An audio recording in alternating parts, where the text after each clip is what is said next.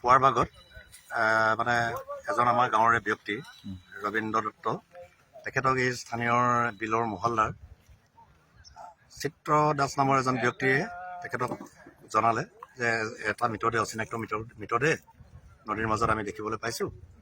তাৰপিছত কথাষাৰ আমি গাঁওৰক্ষী বাহিনীয়ে গম পালোঁ, গোপালপুৰ গাঁওৰক্ষী বাহিনীৰ ফালৰ পৰা আমি আপোনালোকৰ লগত যোগাযোগ ৰাখিলোঁ আৰু ইতিমধ্যে স্থানীয় ঘিলামাৰা আৰক্ষী থানাৰ প্ৰশাসনৰ বিষয়ববীয়াসকলৰ লগতে ঘিলামাৰা থানাৰ পৰা এটা সজাতি প্ৰশাসনৰ দল আমাৰ মাজত উপস্থিত হৈছেহি।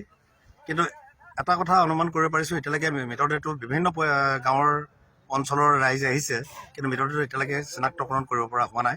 মৃতদেহটো অনুমানিক বয়স 40-45 মানৰ বয়সৰ যেন মানে দেখাত অনুমান হয়।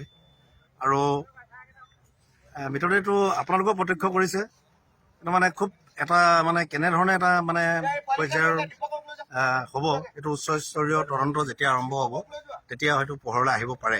এই চেনেলৰ মাধ্যমেদি এটা কথা অৱগত কৰিছোঁ, ইতিমধ্যে অসমৰ বিভিন্ন প্ৰান্তত পিকনিক স্থলীবিলাকত এটা ভয়াৱহ পৰিৱেশ সৃষ্টি হৈছে আৰু প্ৰশাসনৰ ফালৰ পৰা উদ্যোগ গ্ৰহণ কৰিছে যাতে প্ৰশাসনটো মানে শান্তিপূৰ্ণভাৱে প্ৰশাসনে বনভোজস্থলীবিলাক শান্তিময়ভাৱে বনভোজ আহাৰ গ্ৰহণ কৰে।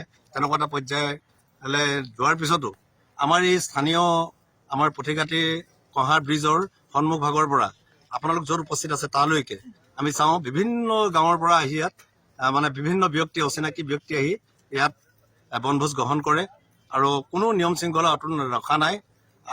সন্ধিয়াৰ পৰা ৰাতি 9:30-10 বজালৈকে ইয়াত পিকনিকৰ আড্ডা হয় আৰু ৰাস্তাৰ দুই কাষে মদৰ বটলৰ আৱৰ্জনাময় পৰিৱেশ সৃষ্টি কৰিছে। যাতে এইখিনি ক্ষেত্ৰত স্থানীয় আৰক্ষী থানাৰ বিষয়ববীয়াসকলৰ লগতে প্ৰশাসনৰ উচ্চ পৰ্যায়ৰ এটা তদন্ত হৈ তাৰমানে যাতে এই ক্ষেত্ৰৰ পৰা গাঁৱৰ যিটো মানে পৰিৱেশ, শান্তিময় পৰিৱেশ, এইটো বাতাবৰণ ভাল ধৰণে ৰাখিবৰ কাৰণে আমি গাঁওৰক্ষী বাহিনীৰ ফালৰ পৰা অনুৰোধ জনালোঁ।